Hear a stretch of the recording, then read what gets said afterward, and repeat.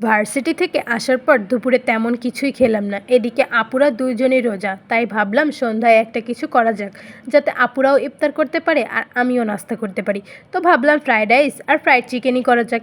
Fridge থেকে যা যা কিছু প্রয়োজন সব কিছু বের করে ভালোভাবে ধুয়ে নিলাম।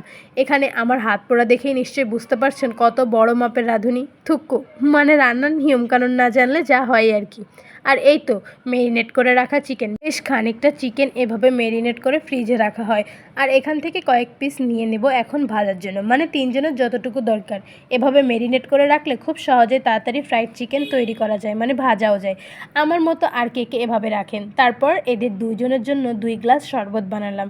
যেহেতু আমি রোজা ছিলাম না, তাই আর আমার জন্য বানালাম না। তারপর এই তো এখানে চিকেনগুলো ভাজা হচ্ছে। তার পাশের চুলাতেই ফ্রাইড রাইসটা রেডি করে ফেললাম। এটাই ছিল ফ্রাইড রাইসের ফাইনাল লুক।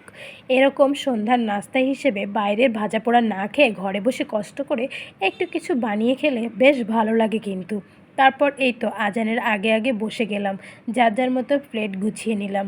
সবাই ভালো থাকবেন। আজকের ভিডিওটা ছিল এ পর্যন্ত কি। Tata and take care.